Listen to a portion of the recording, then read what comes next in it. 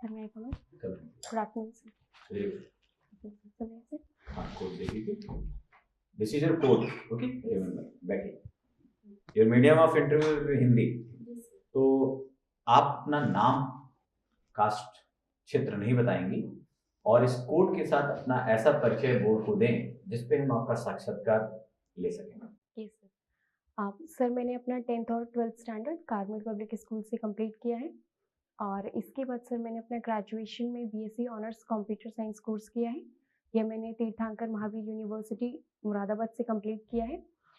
और सर मेरी हॉबीज़ हैं न्यू कुकिंग, रोप स्किपिंग, वाटर कलर पेंटिंग और सर साथ ही साथ मैं किसी भी प्रकार के डिस्क्रिमिनेशन में बिलीव नहीं रखती हूँ। मैं बिलीव करती हूँ एज अ ह्यूमन बीइंग हर किसी को इक्वल राइट है। We have the right to life, we have the right to privacy and for taking our decisions as well. और ऑप्शनल क्या लिया है आपने? Sir sociology. ऐसा क्यों? अभी जैसे कंप्यूटर साइंस बड़ा प्रॉमिसिंग सब्जेक्ट है और आप इस क्षेत्र में भी देख सकते थे। तो दो क्वेश्चन है, एक तो आपने जब ये पढ़ाई की थी कंप्यूटर साइंस तो फिर एक प्रोफेशनल कंप्यूटर जो है प्रोफेशनल क्यों नहीं बना, और दूसरा ये कि आपने सोशियोलॉजी क्यों चुना? ये सर कॉलेज टाइम में मेरा इनिशियल जब मैंने BSc honours computer science choose किया था तब मेरा यही लक्ष्य था कि मुझे ग्रेजुएशन के बाद ही जॉब मिल जाए प्राइवेट सेक्टर में। लेकिन सेकेंड ईयर में कुछ ऐसे इश्यूज़ हुए, साथ ही साथ में काफ़ी इन्फ्लुएंस हुई सिविल सर्विसेज के बारे में जानकर, जिस वजह से मैंने डिसीज़न लिया कि मैं सिविल सर्विसेज की प्रिपरेशन करूँगी।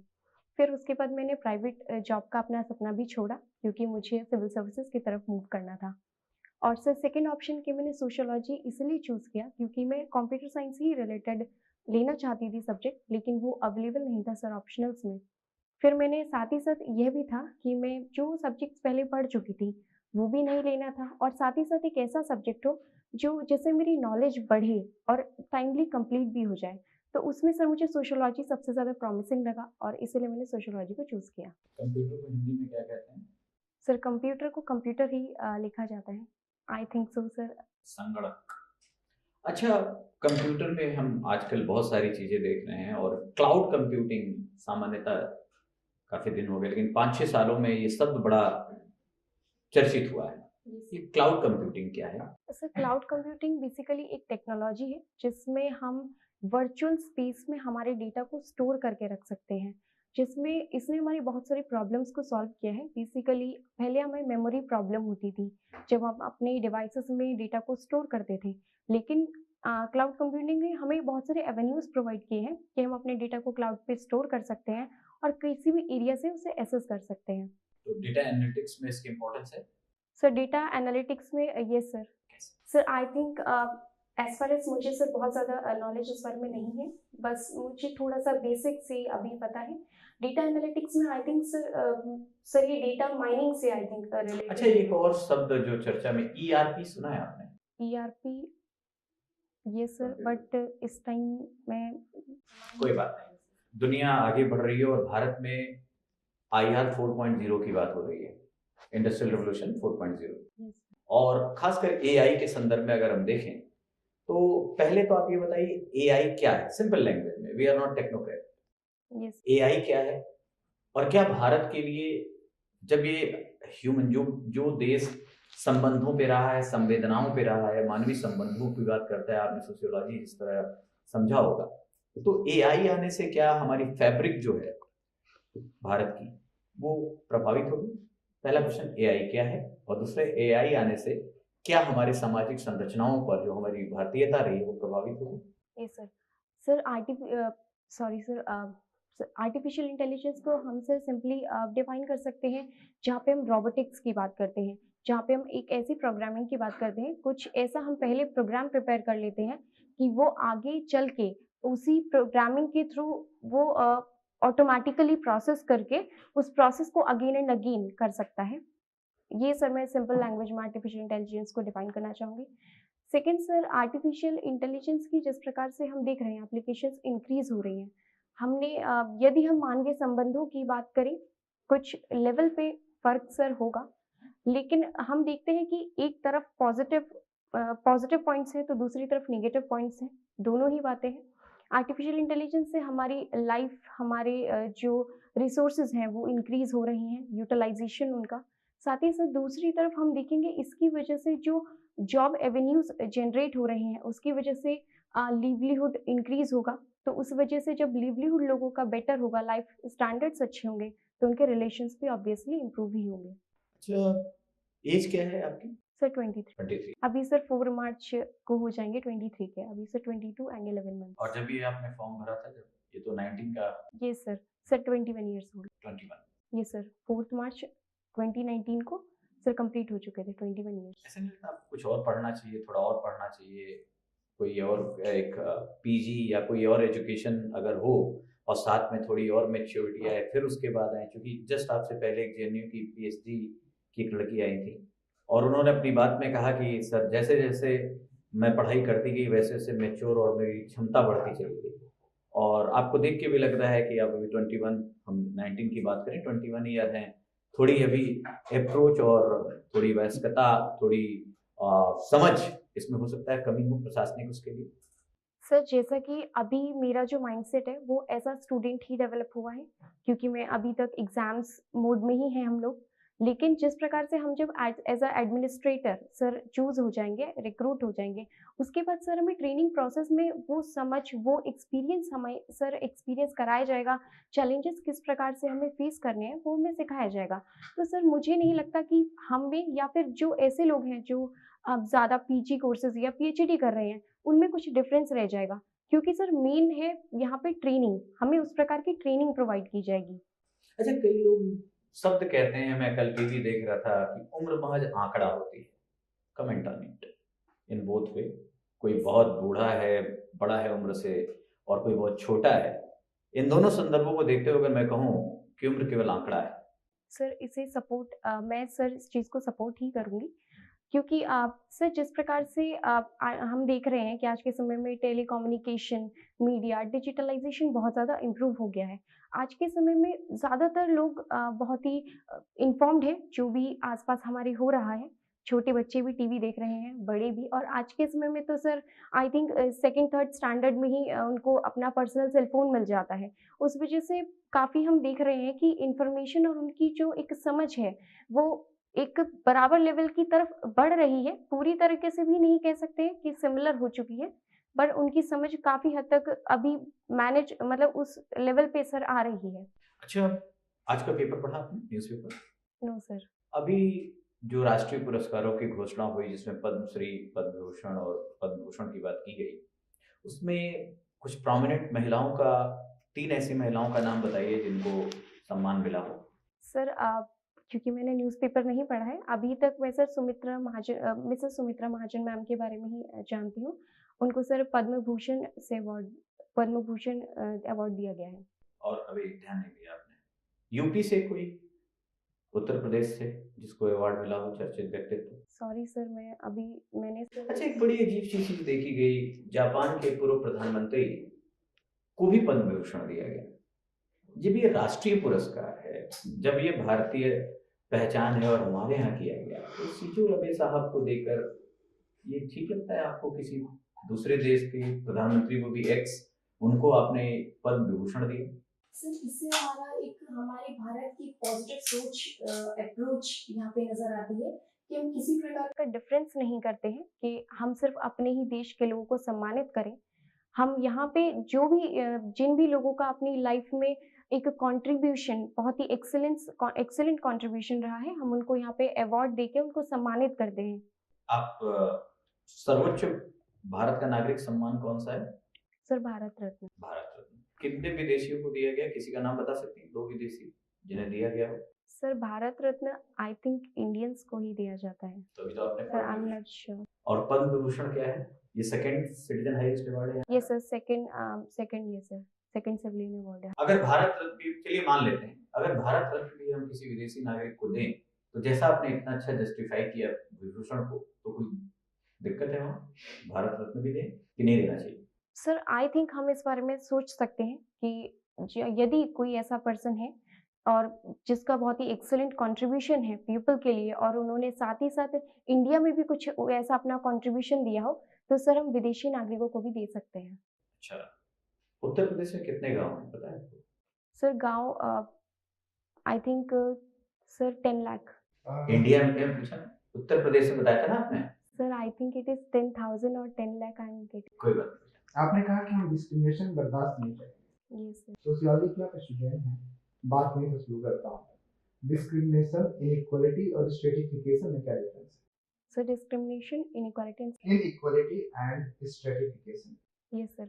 सर स्ट्रैटिफिकेशन में बेसिकली यहाँ पे सर इनइक्वालिटी ही प्रमोट होती है। स्ट्रैटिफिकेशन में हम डिफरेंट स्ट्रैटा ऑफ सोसाइटी को डिवाइड यहाँ पे स्ट्रैटिफिकेशन में डिफरेंट स्ट्रैटा ऑफ जो हमारी सोसाइटी है वो डिवाइडेड होती है। फॉर एग्जांपल कास्ट सिस्टम, यहाँ पे हमारी सोसाइटी जो अपर कास्ट है उनको ऊपर रखा जाता है, फिर middle caste then lower cast.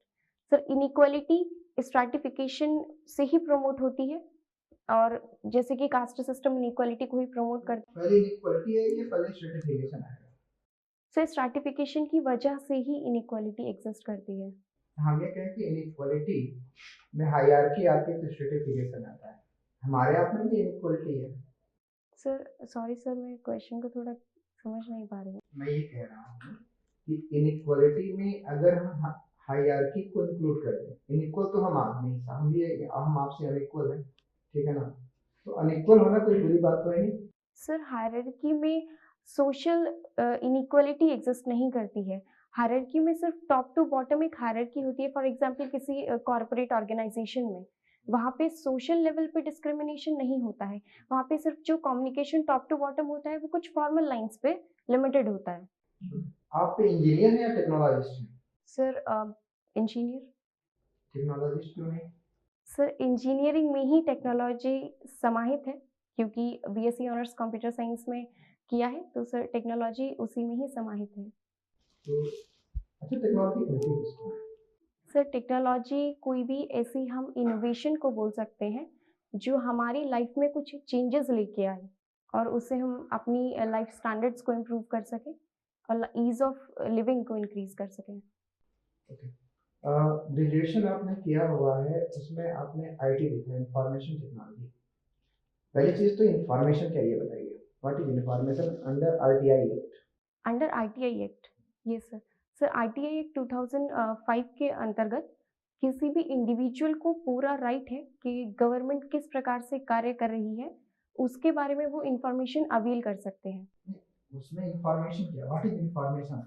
So information regarding maybe any work which is done by the government or any public. It is properly defined in RTI Act. What is information? Sir, I'm sorry, exact definition sir मैं नहीं बता। Okay. What is society? Sir, society is can be simply defined as a group of people having different form of relationships in between them, like kinship, clan. They have the different works divided in them. And then what is group? So group may be simply a collection of people. Then what is difference between group and society? Sir, group में हो सकता है कि individuals को एक दूसरे के बारे में इंफॉर्मेशन अवेलेबल नहीं हो, वो एक दूसरे को नहीं जानते हो। कुछ लोग यदि थोड़ा आसपास खड़े भी हैं तो हम उनको ग्रुप बोल सकते हैं, लेकिन सोसाइटी में इंफॉर्मेशन होती है। What is reference group? Then what is reference group? Sir reference group basically एक ऐसा ग्रुप होता है जिसको हम जहां हम उसका पार्ट बनना चाहते हैं। फॉर एग्जाम्पल मैं अभी सिविल सर्विसेज की प्रिपरेशन कर रही हूँ, तो एडमिनिस्ट्रेशन में जो पीपल हैं जो वर्क कर रहे हैं, वो मेरे लिए एक रेफरेंस ग्रुप हुआ, मैं उसका पार्ट क्योंकि बनना चाहती हूँ। सर आर के मार्टिन है। मार्टिन का फंक्शनलिज्म क्या है? सर एक बार प्लीज। फंक्शनलिज्म प्रकार्यवाद। फंक्शनलिज्म, सॉरी सर मैं अभी रिमाइंड नहीं कर पा रही हूँ। ओके, पोस्ट स्ट्रक्चरलिज्म पढ़ा है? उत्तर संरचनावाद। उत्तर संरचनावाद सर इंग्लिश में please. Post structuralism. Post, sorry. आप सोशियोलॉजी की हैं, यूपी से बिलोंग करती हैं, महिलाओं की समस्याएं जरा बताइए, यूपी में क्या क्या समस्याएं हैं? सर यूपी में यदि हम महिलाओं की समस्याओं को देखें तो सबसे पहले सर सोशल लेवल पे एजुकेशन की बात करेंगे। सर यूपी की हम देख सकते हैं साफ साफ। क्या है एजुकेशन इंडिकेटर यूपी का? Sir education rate, sir average indicator, education indicator. Education का यूपी में महिलाओं की शिक्षा की क्या स्थिति है? ये sir 67% of the women are only educated in Uttar Pradesh, while Men are, I think it is 77%. And second? Sir second problem is sir sex ratio. Sir UP में सेक्स रेशियो सिर्फ 914 है, जबकि हमारा नेशनल एवरेज 941 है पर 1000 mails. हम यहाँ से देख सकते हैं कि कितना स्टार्क डिफरेंस है। सेकंड प्रॉब्लम सर हम कह सकते हैं हेल्थ के प्रॉब्लम्स भी, हेल्थ में भी हम वुमेन को देख सकते हैं कि हेल्थ में भी काफ़ी वो मेन से पीछे हैं। बहुत सारी ऐसी प्रॉब्लम्स हैं जिनसे वो लाइफ पूरी ज़िंदगी जूझती रहती हैं। ओके, सपोज दैट आपका किसी यूपी के ईस्टर्न मतलब एरिया में आपका पोस्टिंग हो जाती है, जो अभी माना जाता है कि वेस्टर्न यूपी की अपेक्षा पिछड़ा हुआ है। Yes sir. और वो पूरा समाज जो है पूरी तरह से क्रिमिनल मेंटेलिटी का है। बात बात पे औरत को मार देना, पीट देना, गाली गलौज करना, उनको टॉर्चर करना, डाउरी की वहाँ समस्या है, भ्रूण हत्या की समस्या है, महिला उत्पीड़न की समस्या है, घरेलू हिंसा देखने को मिलती है। और वो पूरी तरह से मेल डोमिनेंट सोसाइटी है। और वहाँ पर आपको डिप्टी कलेक्टर बना करके भेजा जाता है। ऐसी स्थिति में वहाँ क्या आप चाहते हैं कि वहाँ की जो समस्याएं हैं महिलाओं की, उसमें कुछ इम्प्रूवमेंट किया जाए, उनकी हालत को सुधारा जाए। आप अभी एक तो यंग है, मान लो आप डिप्टी कलेक्टर बन गए, इसी बार हो जाएंगे, तो आपके जो जूनियर हैं वो भी आपको भाव नहीं देते, उनकी उम्र 30 साल की है, सीनियर भी 40 साल के, उन्हें कहते हैं बच्चा है, छोटा था, ठीक है। और गांव वाले तो वैसे ही अपने उसमें हैं, मेल डोमिनेंट हैं, तो न तो जूनियर से सपोर्ट मिल पा रहा है, न तो सीनियर से सपोर्ट मिल पा रहा है, न तो गांव वालों से सपोर्ट मिल पा रहा है या आपके एरिया में जो लोग हैं। ऐसी स्थिति में अगर वहाँ महिलाओं की स्थिति को सुधारना हो, कैसे इम्प्रूव करिएगा? सर ऐसी स्थिति में सबसे पहले तो मैं सर ये देखूंगी कि क्योंकि मैं यहाँ पे मेन लीड करूंगी अपनी टीम को, जो भी सब डिवीजन में सबऑर्डिनेट ऑफिसर्स हैं, तो सर यहाँ पे एज मैटर नहीं करती है। मैटर ये करता है कि उनको क्या ऑर्डर्स मिल रहे हैं और उनको उन्हें इम्प्लीमेंट करना है। तो मैं इसके थ्रू उनकी अकाउंटेबिलिटी और ट्रांसपेरेंसी को इंश्योर करूंगी। सेकंड सर मैं वहाँ पे, क्योंकि यदि ऐसा होता है कि पहले कोशिश करेंगे कि डायरेक्ट उनमें अवेयरनेस जनरेशन का कार्य किया जाए। यदि वहाँ पे हमें कुछ पॉजिटिव नहीं नज़र आ पा रहा है ज़्यादा, तो हम वहाँ पे एक सेल्फ हेल्प ग्रुप बना सकते हैं, वहाँ की ग्रुप ऑफ वुमेन का, जहाँ पे हम उनको अवेयरनेस जनरेट करें, उनको कुछ पॉइंट्स मेंशन करें कि आपको इन पॉइंट्स को लेके महिलाओं को जागरूक करना है कि यदि उनको किसी भी प्रकार की परेशानी होती है तो वो सीधा एडमिनिस्ट्रेशन को जाके, जो भी पुलिस स्टेशन है, जाके अप्रोच कर सकती है। लेकिन समस्या यही है ना कि वो महिलाएं अपने परिवार के खिलाफ कोर्ट में या थाने में नहीं जाना चाहती हैं, क्योंकि वो सोचते हैं कि कुछ भी वो जिंदगी तो इन्हीं के साथ बितानी है। सर उनको अवेयर किया जाएगा कि उनको अवेयर किया जाएगा कि वो अपनी प्रॉब्लम्स को जब सामने रखेंगी, तभी तो उनका सॉल्यूशन उनको प्रोवाइड किया जाएगा। उन्हें अपने परिवार के टूटने का डर है। सर परिवार भी नहीं टूटेगा, क्योंकि हम यहाँ पे ग्राउंड लेवल पे काम करेंगे कि मेल जो मेंबर्स हैं उनको भी समझाया जाए कि इस प्रकार की एक्टिविटीज यदि वो करेंगे तो उन पर लीगल एक्शन किया जा सकता है। क्योंकि जब हम सेल्फ हेल्प ग्रुप एस्टैब्लिश करेंगे तो उसके थ्रू हमें इंफॉर्मेशन ग्राउंड लेवल पे मिलेगी। यदि इस प्रकार का कुछ भी वायलेंस होता है तो उनके अगेंस्ट वहाँ पे लीगल एक्शन लिया जा सकता है। अच्छा, आपने सेल्फ हेल्प ग्रुप की बात की।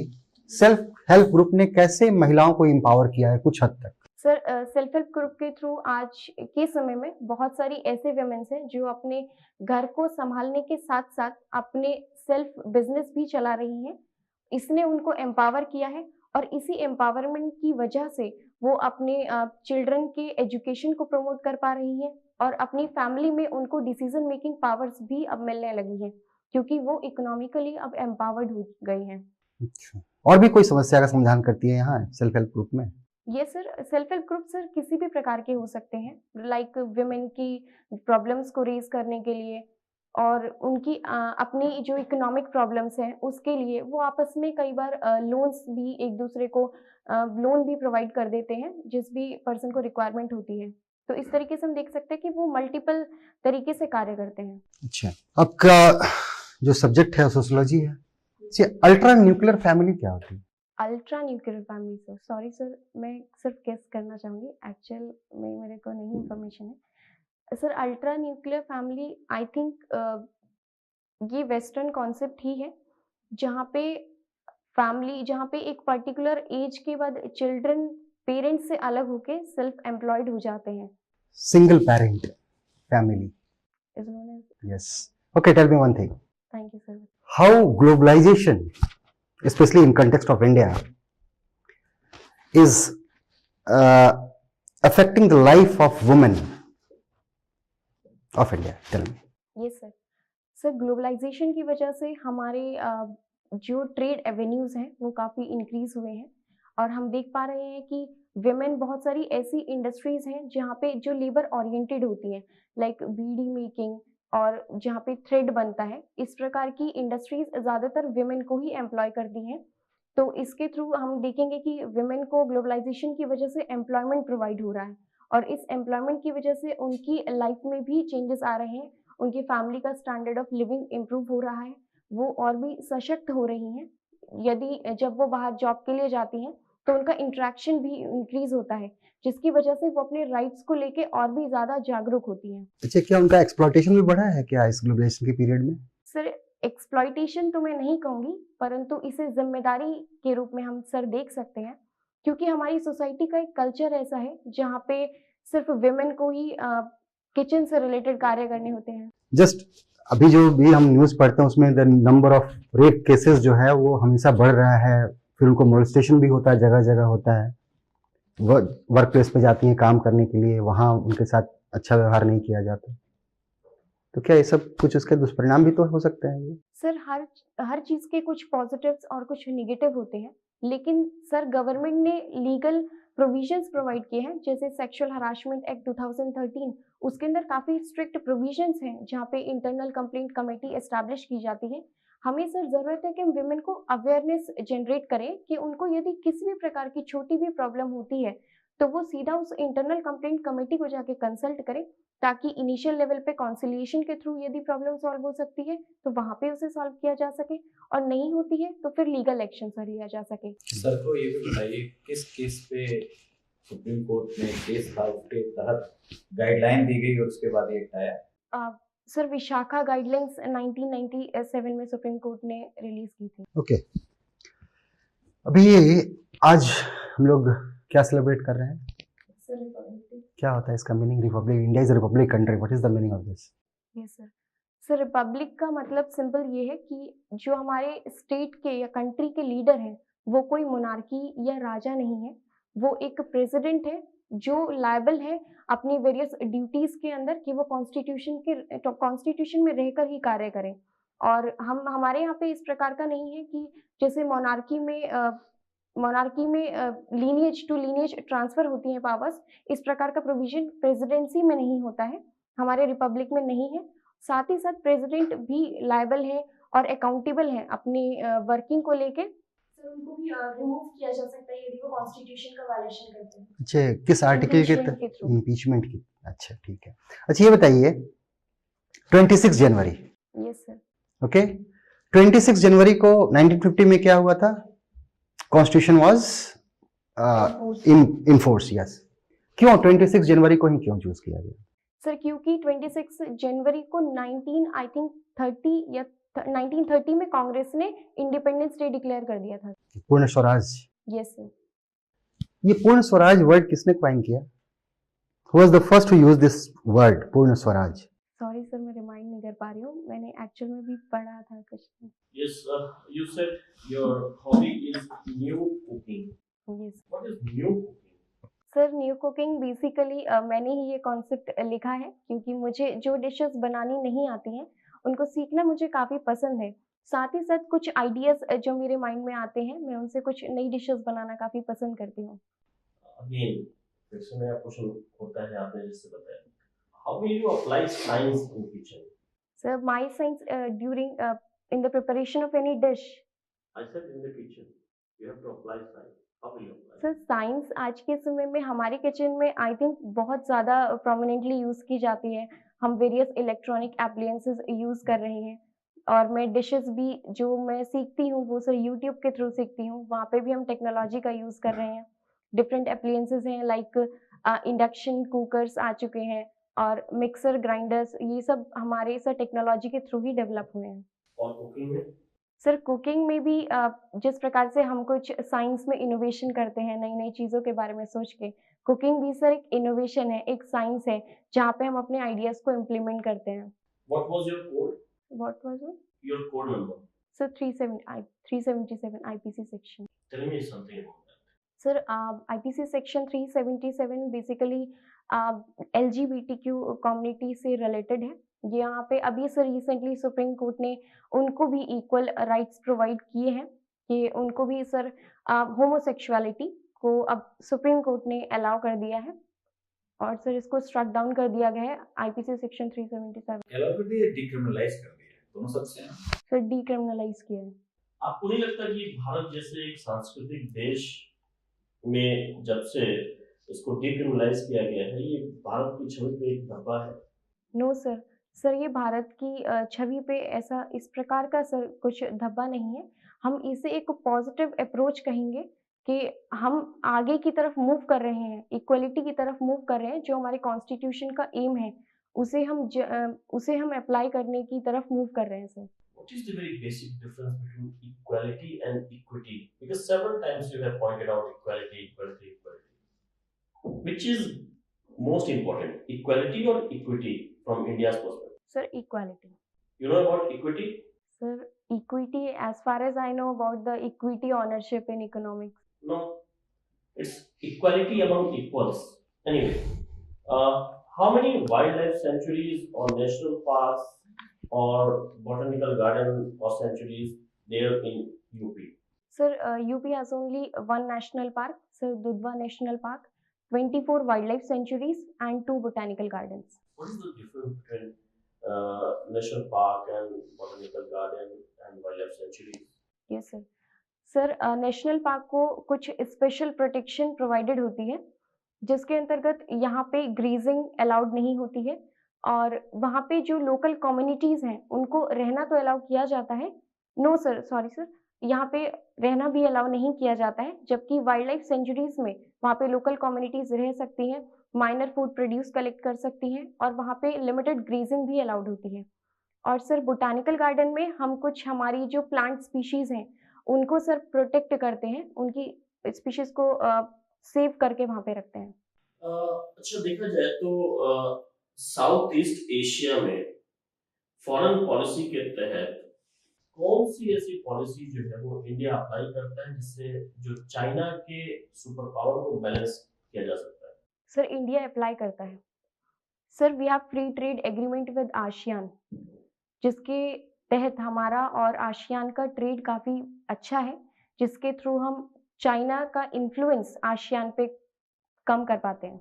What is Act East policy?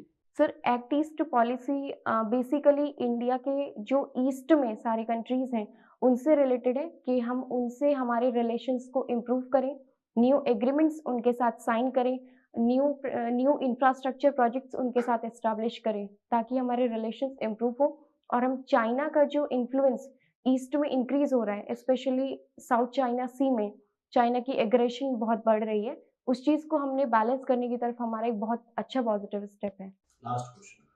Your 3 weaknesses and 3 strengths. Sir my 3 weaknesses are मुझे फास्ट फूड काफ़ी पसंद है।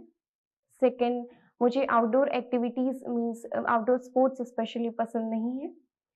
थर्ड, सर फेलियर के बाद एक लो फेस आता है जिसमें मैं पढ़ाई करने में मुझे काफ़ी दिक्कत होती है, लेकिन मैं इस पे कार्य कर रही हूँ और मैंने इस टाइमिंग को काफ़ी कम भी किया है अभी तक।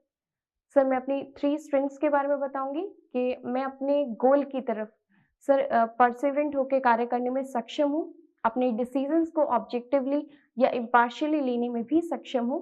साथ ही साथ मैं अपने डिसीजंस पे यदि मुझे लगता है मैं सही हूँ, मैं उन पे स्टैंड लेती हूँ और उसके लिए पूरी तरह से सक्षम हूँ।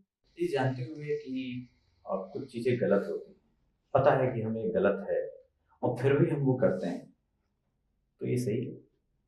जैसे फूड, जो फास्ट फूड खाना गलत है, हम समझाते हैं, जंक फूड कहते हैं उसको, आप न्यू कुकिंग आपकी हॉबी है और उसके बावजूद हम खाते हैं, उसके जाते हैं, तो ऐसा लगता है ये सही है? सर कुछ लेवल तक एज अ टेस्ट हम ले सकते हैं, लेकिन किसी भी चीज़ को हद से ज़्यादा, एक लिमिट होती है किसी भी चीज़ को लेने की, उससे ज़्यादा हम लेते हैं तो वो हमारे लिए निगेटिव है, हमारी हेल्थ को निगेटिवली इम्पैक्ट करता है। हमें ज़रूरत है उस पर लिमिट एस्टैब्लिश करने की। उसको जंक फूड क्यों कहते हैं? So junk food, I think basically because it harms our health because of being too oily. अच्छा, इंफॉर्मेशन टेक्नोलॉजी, कंप्यूटर साइंस कुछ शब्द देते हैं, मैं 4 शब्द देता हूँ, आप बताइए इनमें अंतर क्या है, और अपने या किसी एग्जाम्पल में एक एग्जाम्पल के तहत उसे बताइएगा। इंफॉर्मेशन, नॉलेज, एजुकेशन और विजडम। क्या अंतर है? कोई एक छोटे एग्जाम्पल से कि इंफॉर्मेशन हो गई, ये नॉलेज हो गया, ये एजुकेशन कहेंगे और ये विजडम कहेंगे। सर व्हाट्सएप पे बहुत सारी फेक न्यूज़ या पॉजिटिव न्यूज़ भी जो शेयर होती हैं, उसको सिंपली हम रीड करते हैं, वो हमारे लिए इन्फॉर्मेशन हो गई। यदि हमने उसे एक्सेप्ट किया और उसको हमने चेक भी किया कि ये पॉजिटिव है या ये सच है या झूठ है, और फिर वो हमारी नॉलेज बन जाती है। इसके बाद सर यदि एजुकेशन की बात करें, एजुकेशन को हम सिंपली कह सकते हैं नॉलेज के थ्रू ही एजुकेशन अटेन की जाती है। हम एजुकेशन के तहत ही नॉलेज को अटेन करते हैं। और विज़डम सर, क्या एजुकेशन जरूरी है विजडम के लिए? ये सर, ट्रुथ और फैक्ट में क्या अंतर है? ट्रुथ एंड फैक्ट, तथ्य और सत्य में। ये सर। सर फैक्ट बेसिकली एक ऐसा कोई भी न्यूमेरिकल भी हो सकता है या कोई भी न्यूमेरिकल भी हो सकता है, फैक्चुअल भी हो सकता है, या फिर सर सिंपल ये है कि फैक्ट ट्रुथ होता है। मीन्स जो फैक्ट है उसकी वैलिडिटी होती है, इस वजह से वो ट्रुथ होता है। लास्ट क्वेश्चन, आपको भारत सरकार या उत्तर प्रदेश सरकार की कौन सी योजना बहुत ज्यादा प्रभावित करती है? लगता है इसने वास्तव में सुधार लाया है या सुधार ला सकती है? सर 2019 में कन्या सुमंगला योजना लॉन्च की गई थी, जिसके तहत 15,000 रुपीस प्रोवाइड किए जाते हैं किसी गर्ल के जन्म होने पे। लेकिन गवर्नमेंट ने इसमें जो पॉजिटिव प्रोविजन किया है वह ये है कि वहाँ पे 6 किश्तों के अंतर्गत वो मनी प्रोवाइड किया जाता है। एक फर्स्ट किश्त आती है जब गर्ल चाइल्ड के बॉर्न होने के बाद उसका वैक्सीनेशन हो जाता है।